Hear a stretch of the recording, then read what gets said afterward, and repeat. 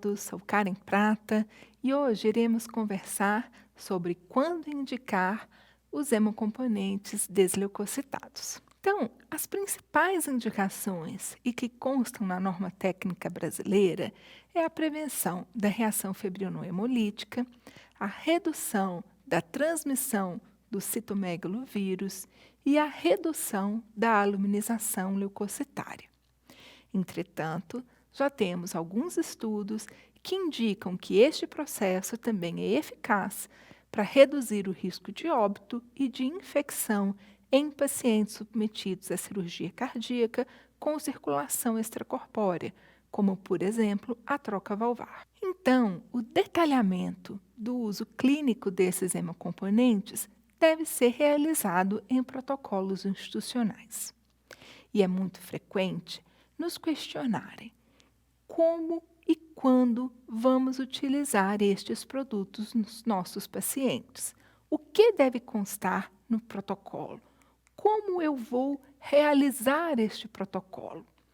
Então, o ponto número 1 é considerar a realidade de cada serviço, pois não devemos faltar o hemocomponente desleucocitado para aqueles pacientes que têm indicação clara.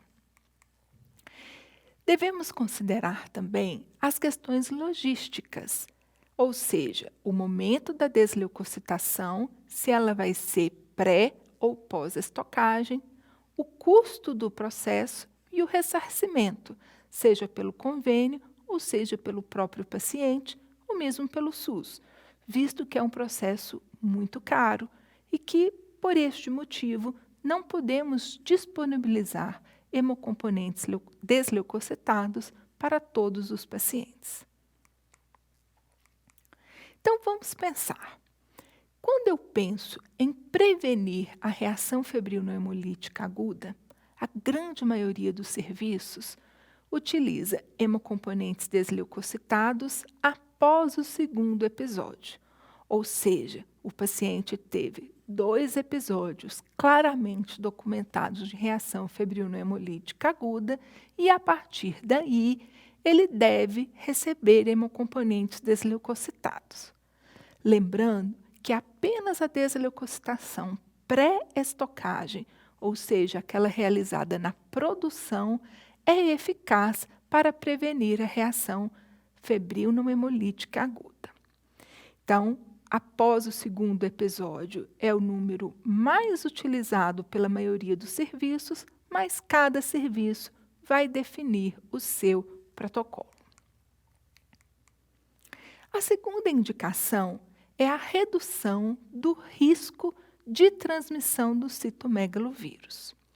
Então, as indicações mais clássicas são as gestantes, que têm uma sorologia negativa para o citomegalovírus, ou que a gente não sabe, né, o status CMV é desconhecido. Os bebês dessas mães também têm indicação de receber hemocomponente desleucocitado, principalmente se o peso ao nascimento for inferior a 1.500 gramas. Assim como os fetos que têm indicação de transfusão intrauterina. Em relação aos pacientes, ressaltamos aqueles candidatos a transplante, né, que já estão na internação para a realização do transplante, ou os já transplantados, os portadores de doenças oncohematológicas, incluindo a aplasia de medula grave, os pacientes em químio ou em radioterapia e os portadores de SIDA, né, a síndrome da imunodeficiência adquirida, usualmente com contagem de CD4 abaixo de 50 células por microlitro. Ou seja, todos eles pacientes em que, se tiverem uma infecção pelo uma infecção pelo CMV, essa pode ter uma evolução grave, potencialmente fatal. A outra indicação seria reduzir a aluminização leucocitária, ou seja, a formação de anticorpos anti-HLA, o que é especialmente interessante na profilaxia da refratariedade à transfusão de plaquetas, né? Então, pacientes recebendo quimioterapia que podem se beneficiar de transfusão de plaquetas devem receber plaquetas desleucocitadas, né?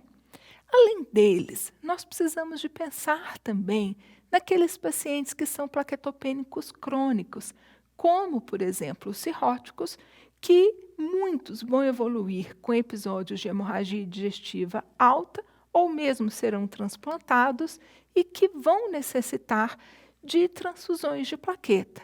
Então, todo aquele paciente que tiver uma plaquetopenia crônica e que tiver risco de transfusão de plaqueta frequente, ele vai se beneficiar do uso de hemocomponentes desleucocitados.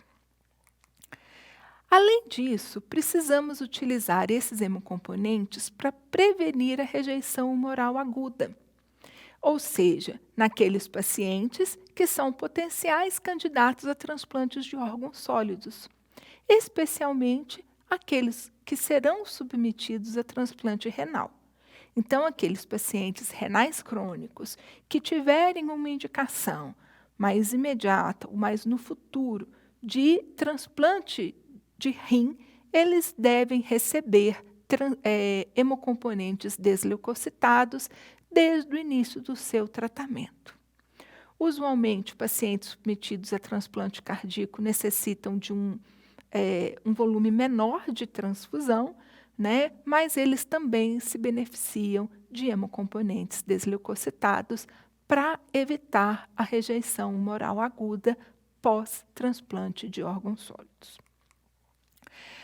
Em pacientes em que eu tenho um turnover, né? Ou seja, uma produção e uma destruição grande dos eritrócitos, como aqueles portadores das anemias hemolíticas, especialmente anemia falciforme, é interessante a gente utilizar hemocomponentes desleucocitados também para prevenir a reação hemolítica mediada por HLA, visto que o HLA está presente nas células mais jovens, né, dos eritrócitos mais jovens que são liberados para a corrente sanguínea.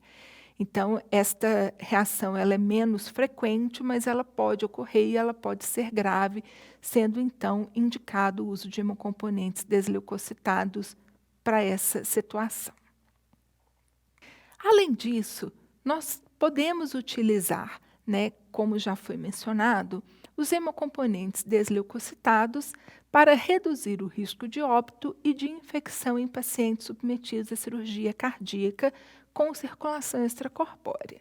Então, isso não consta na nossa norma técnica brasileira, então vai ser necessária uma negociação, né, com o convênio ou com o paciente, no caso do ressarcimento particular, né, ou mesmo com o serviço de hemoterapia produtor, no caso do SUS, mas nós temos alguns ensaios clínicos controlados, né, do tipo RCT, e meta-análises sobre o assunto.